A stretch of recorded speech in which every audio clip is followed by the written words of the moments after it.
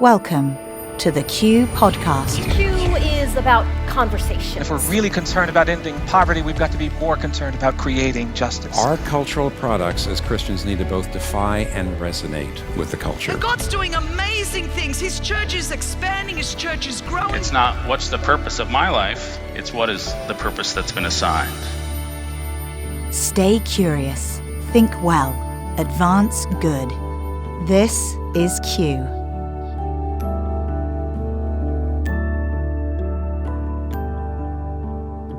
Welcome to another edition of the Q Podcast. I'm Gabe Lyons, and I hope you're having a great summer, a great week.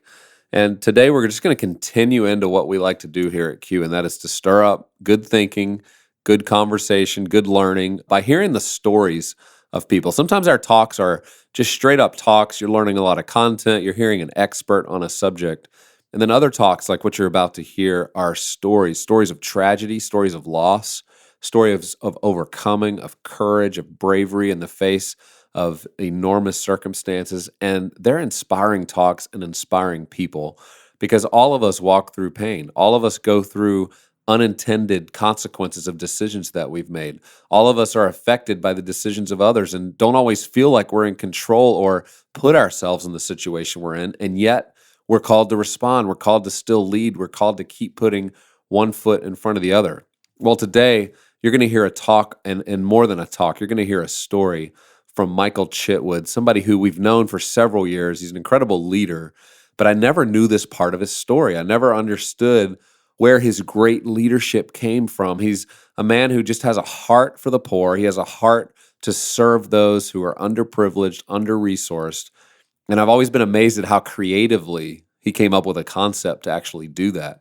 Now, Michael, he's the kind of person that some of you will relate to a lot, and others like me don't know how to relate to it. He's a guy who's ran multiple marathons. He's actually run the South African, they call it the ultra marathon, 56 miles.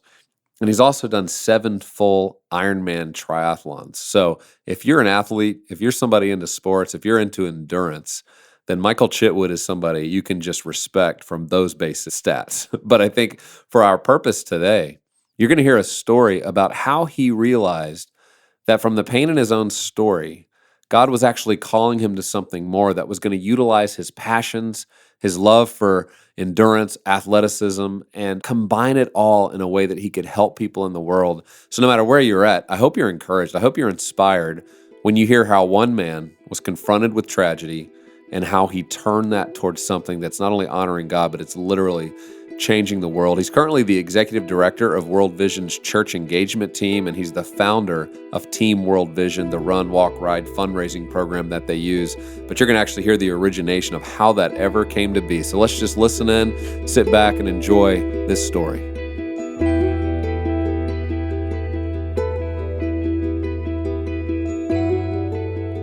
Well, if I can be just real authentic with you for a minute, it's been a pretty tough week for me this week. It was 9 years ago this past Sunday that my brother David died alone in my mom's basement. He died from alcoholism, obesity, and depression, but I believe the real cause of his death is the fact that there were not enough Jesus followers willing to enter into his pain in an authentic and consistent way. And to be honest, I include myself in that group of people. I want to talk to you today about pain. I know it's not a fun subject, but I truly believe that how we respond to the pain of others is perhaps the most important task in front of us if we intend to influence our culture. We are all hardwired to avoid pain at all costs. We avoid our own pain and we avoid the pain of others. The ability to see the potential for pain in any given situation is a safeguard for us. It helps us to avoid pain if and when it can be avoided. But the truth is, pain is inevitable. It is unavoidable. Now, myself, I actually was able to avoid pain for the first 25 years of my life. It was pretty much pain-free. I grew up in Grand Rapids, Michigan, which is about as much in a bubble as you can get. It was a safe place to grow up. I had 2 older brothers, Dan and Dave, that were my heroes, 2 parents that loved me, went to an incredible school, had lots of friends, great church family. To be honest, life was pretty easy for me. In my family, there were 2 career options. You could be a preacher or a teacher, so I chose to be a teacher. And right out of college, I became a 5th grade teacher in a school in Kankakee, Illinois, very different from the one I grew up in, where about 98% of the kids came from low-income families. That was my first time in life really witnessing poverty firsthand. And it was after my 2nd year teaching that my dad invited me to go to Haiti with him to train some teachers there. I'll never forget the first 2 words I learned in Haitian Creole. Mouais grand goût, mouais grand goût. I'm hungry. I'm hungry. Young kids would run alongside the cars we were in and they'd say those words, I'm hungry, I'm hungry. Now, as a teacher, I had seen poverty firsthand. The first homeless person I met in my entire life was a 10-year-old little girl in the class that I taught, but I'd never seen anything like this. Kids with no food to eat, no safe water to drink, and often no shelter over their heads. It wrecked me. In fact, I came back from Haiti with an application to be a teacher there. But I was getting married the next summer, and everyone told me that moving to Haiti as newlyweds was a terrible idea, that it just wasn't safe. So despite a deep desire to do something to help those kids, I froze. I chickened out and I let fear get the best of me. And instead, I took a full-time job doing youth ministry with Youth for Christ in Champaign, Illinois. And my years at Youth for Christ were amazing, but I knew I had ignored a whisper from God to do something to serve the poor. Well, it was during my first year of ministry that I experienced my first real up-close experience with pain. My dad went in for what was supposed to be a routine shoulder surgery. Something happened in post-op and he slipped into a coma and he died 3 days later on Mother's Day. It absolutely wrecked me. It shattered my faith. Here I was in full-time ministry, my first year of marriage, 25 years old, and I was struggling to even talk to God. Well, it's 2 years after losing my dad, almost to the day, that I got a phone call that changed my life. It was my buddy Mark Smith, and he was calling to tell me he was gonna run the Chicago Marathon and wanted to know if I would come watch him run. Notice Mark did not ask me to run the marathon with him. At the time, I weighed 265 pounds, and I couldn't run around the block if someone was chasing me. And by the way, I absolutely hated running. But I heard a whisper that I believe was the Holy Spirit, and it was just 2 simple words. Do this. So despite the fact that I'd never run a 5K and I hated running, I signed up to run the Chicago Marathon. I gotta be honest, I was pretty scared out of my mind. I didn't know how far a marathon was when I signed up, by the way. Over the next 6 months, I trained very slowly. I was so slow, my friends would say, hey, Chitwood, I thought you were training to run that marathon. I'd say, I am training to run the marathon, thanks for asking. They'd say, oh, I keep seeing you walking all over town all the time. I might have been slow, but something amazing happened in my life out on those long, slow runs. I started talking to God again, and he began to heal my heart and restore my faith. Sometimes, to be honest, I was just yelling at him. I was angry and hurt and frustrated, and I figured he could probably take it.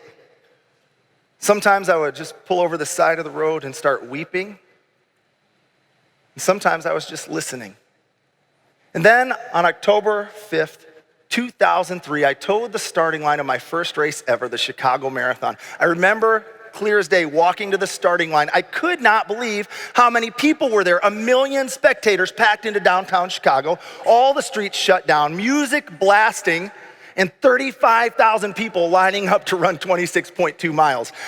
I had just one problem. My buddy Mark and I had not discussed a race strategy. He had trained to run 9 minutes per mile, and I had trained just to finish before they closed it down. So we decided to split the difference, and as you can imagine, that didn't go so well for me. The truth is, that race was harder than I could have imagined. It was painful, it was terrible. I walked most of it, and I barely finished.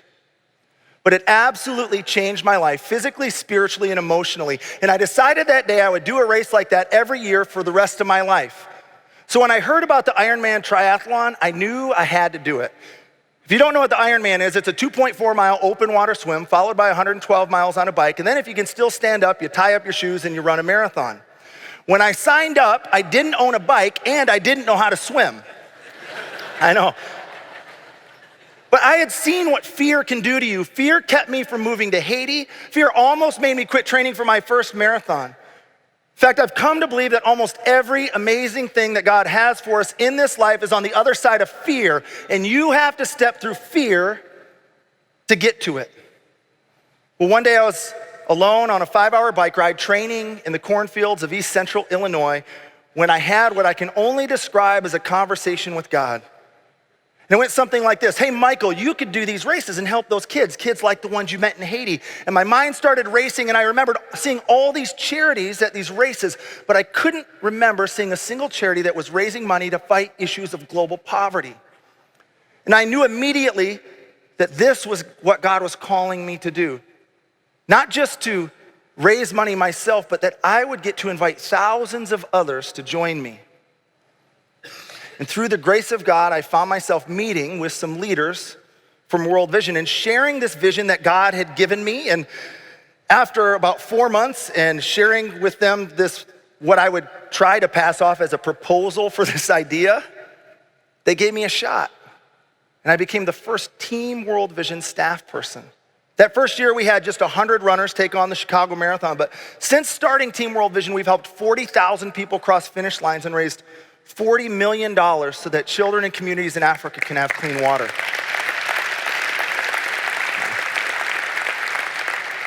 I have had a front row seat to see God change lives here through running, and I've traveled to Africa 15 times to see the incredible life-changing work we're raising money for. But I've had some more heartbreaks along the way. When my dad died, one of the toughest realizations I had was that I was only 25 years old the first time I experienced pain. I realized that the longer I live, the more pain and heartache I would have to face, that there would be more to come. And it was just 8 years after my dad died that we lost my brother David.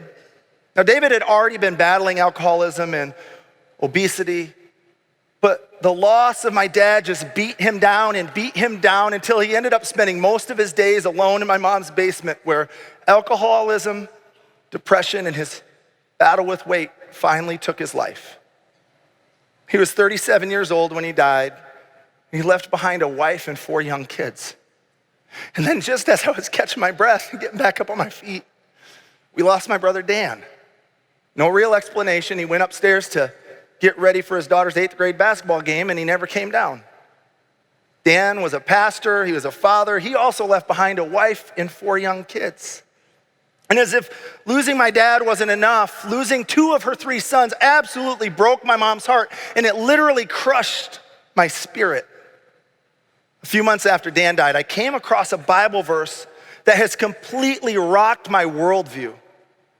It's Psalm 34:18, and it's just one sentence. The Lord is close to the brokenhearted, and he rescues those whose spirits are crushed. I've learned the hard way that there is more pain for me in this life than I ever imagined possible. But here's the deal with pain. Either you've already been through a painful experience like this and you know exactly what I'm talking about, or maybe you are in the midst of a painful experience in your life right now, or you will be headed into one at some point. Pain is inevitable. Now, maybe your pain isn't the loss of a loved one. Maybe it was a divorce in your family, loss of a job, a struggle with infertility or depression or addiction. You felt this pain and been disillusioned in your faith. Like me, you've been angry or frustrated with God when things went terribly wrong, but God does not promise us that we are exempt from pain. Look at our heroes in the Bible. Their spiritual journeys were forged through times of pain and heartache and suffering, and so are yours and mine. It is a fact that this life holds pain for you, the likes of which you cannot understand and will often find unbearable. And if you haven't felt that kind of pain yet, it's only fair to warn you, it will come. What does Psalm 34:18 have to say to me when I'm facing pain? The Lord is close to the brokenhearted, and he rescues those whose spirits are crushed. It says, when I am brokenhearted, the Lord is close to me, even when it doesn't feel like he is. And when my spirit has been crushed, he will rescue me. But you know, it's so easy to get caught up in our own pain, we can forget that there are other hurting people in the world. When I was a kid, if I wasn't getting my way, I would say to my parents, that's just not fair. And they'd lightheartedly tell me, well, Michael, life's just not fair. You know, they were joking, but there's a lot of truth in that statement, isn't there? Life isn't fair. Well, after losing my dad, I thought to myself so many times, God, this isn't fair. And then one day I was standing in my mom's kitchen and I said it out loud to my mom. My mom gently reminded me of others in this world who've truly experienced the unfairness of this life. She reminded me that there are kids that are gonna die today because they don't have enough food to eat or safe water to drink. She reminded me of refugees who are fleeing their homes in search of safety and they're not likely gonna find any. She reminded me that there are more people trapped in slavery today than at any point in human history. That there are children that are fighting wars, and there are 10 and 11-year-old girls being forced into marriages with grown men. And then I thought of this little girl in Kenya named Maureen. Maureen is the little girl my wife and I sponsor through World Vision. She was just 3 years old the first time I met her. Her family had no access to clean water. The school she went to was a wooden shack. They had no access to health care, and half the kids in her community died before age 5.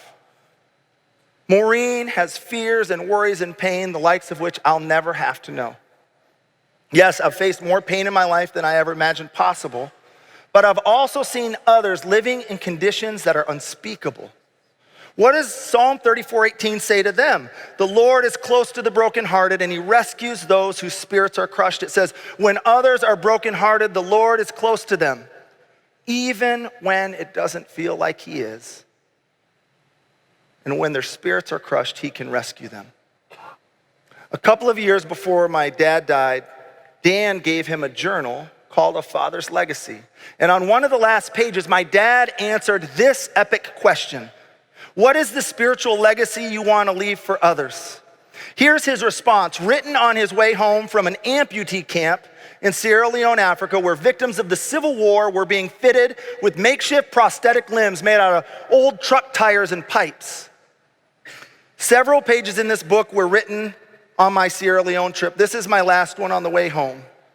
As I sit here in a first-class seat and think back of the people on the streets of Freetown, the poverty now that I've seen in Haiti, Nicaragua, and Freetown has forever changed my life. The absolute luxury we enjoy in America is hard to enjoy once you've seen our fellow man living in poverty, not knowing if they'll have a next meal or when they'll have a meal. What spiritual legacy would I like to leave? Only this, that we will remember the poor and do what we can to relieve their suffering. Folks, a lot of the time there is very little we can do about our own pain, but there is almost always something we can do to help relieve the pain of others. It's tough though, isn't it? It's so hard to be around hurting people. Trying to walk with a friend who's just found out their 3-year-old daughter was diagnosed with cancer and not knowing what to say or how to help them. Sitting with your brother who's battling addiction and watching him hurt his family over and over again as he breaks promise after promise to change. Or trying to build a relationship with a woman who's battling homelessness and exposing yourself to her hurt and pain and learning her story and trying to understand how in the world she's wound up where she is. It's hard to be around hurting people. It's easier to keep our distance. It's easier to hang out with people who are not going through the most painful experiences of their lives. And you know what? It can be overwhelming to think about tackling massive issues like mass incarceration, racial injustice, the global water crisis, or human trafficking. But if we truly want to be close to God, we need to go where he is. And if God is close to the brokenhearted, you and I are called to be close to the brokenhearted. And we cannot follow Jesus and remain in our safe bubbles, sheltered from the pain of the world. But here's the amazing thing about it. When you meet people in those broken places, whether it's the woman you're serving a meal to at a homeless shelter or spending time with a child like Maureen in Kenya, you are not simply being Jesus to them. You are meeting Jesus in them. My brother David died alone in a basement feeling hopeless. And I've often wondered how his life might have been different if there had been more people willing to enter into his pain and show him the relentless love of Jesus over and over again. Or if I had been willing to go there with him more often. Right now, folks, you have friends and family members and colleagues and classmates and neighbors who are going through things you can't even wrap your heads around. And we have brothers and sisters around the world who are facing brokenness beyond our most terrible nightmares and pain we cannot begin to comprehend. And our tendency is to protect our own comfort, safety, and privilege, to keep our distance from the pain of others and the hurt that exists in this world. But God is calling us to break free from the trap of individualism and self-preservation and step into the pain of others. It is the only chance we have to change this world. And here's the amazing thing about it.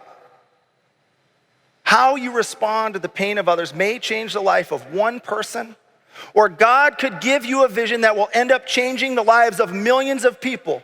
But I can promise you this, if you will take this challenge seriously and follow Jesus and step into the pain in this world, it will absolutely change your life. Thank you so much. What an amazing story. What an incredible thing to hear of the circumstances somebody's been through and how God's turned that for good. And to just challenge all of us, I took away this quote. He said, "I've come to believe that almost everything that God has for us is on the other side of fear. And you have to step to the other side of fear to get to it." How poignant is that for all of us to understand that we have to walk through the fear? And I know in our world today, in our culture, for a lot of people, fear is driving so much. And we can just know that fear is not from God. Fear is actually from the enemy. And that faith is the opposite of fear. And that's how we walk forward no matter what circumstances we're confronted with. And I think what we find in his story is, and he said this too, he talked about how it's easy for us to get caught up in our own pain and we forget about everybody else's pain. Well, what a cool reminder to us that when we actually focus on helping others' pain, it does relieve our own pain. It's this principle that we see throughout Scripture, throughout the life story of human beings who do amazing things, is that when they put their energy into serving and helping others, it actually alleviates a lot of the self-focused meism that's happening in our world today, where we focus so much on ourselves. We're looking so much to our internals and trying to figure out who we are and what will bring us pleasure, that we actually dismiss the fact that we only will experience this when we're partnering with God to do what he cares about and what he loves most. In addition to hearing Michael's story, you heard him reference Team World Vision. Well, World Vision, they're an incredible partner of ours. Every year we're doing projects together. We're trying to help leaders, not only all over the world, but here in the United States, really understand how we can be effective and we can leverage the resources that we have in the U.S. to help benefit those who really have far less opportunity. And so Team World Vision is one way that happens. But the other thing we've partnered on this year, I want to tell you about, I want to invite you to be a part of this with us, is something called the Matthew 25 Challenge. And this is one of those ideas that as they were creating this, we were part of that. We were kind of in the room with them as they were thinking through what to do to help Americans mostly, who don't always understand what the poor are going through or what their experience is like, to actually live into that and to commit 1 week where they would really experience what life is like for many in the world who are poor and extremely poor and don't have access to the same types of food, water, and resources. And so over the course of that 1 week, people in your church, if you're a church leader, if you're a business leader, you can invite your family to do it. You can invite a group of people to do it, maybe a small group. And what takes place is over the course of that week, you start to fast different things. You give up things every day of the week that actually help you understand what it might be like to be poor. So instead of sleeping in your bed one night, you actually sleep on the floor. Or one day deciding to take a fast from your lunch so that you experience what it's like to actually go hungry. Or on another day, it's wearing the same clothes for a 24-hour period so that you understand what it's like not to just take off your dirty clothes and put on some new ones, but you start to empathize. And especially for our kids growing up in American life, these are some of the easiest ways that we can help them to see and feel and experience what the life of many and poorer countries are dealing with. And in the course of that week, having opportunities and invitations on a daily basis to get to know the stories of people living this way, and also understanding how as a community you can participate and partner with World Vision to actually help support them. So if you're interested in this, you can learn more by texting Q2018, so that's Q2018, to this number, 44888. So again, to the number 44888, text this message, Q2018, to get more information. And actually, the entire Q community, if you're listening to this, I'd encourage you to do this now, do it this fall, but February 24th in 2019 to March 3rd, we're going to have a week where we're dedicating to do this as a community across the country, around the world.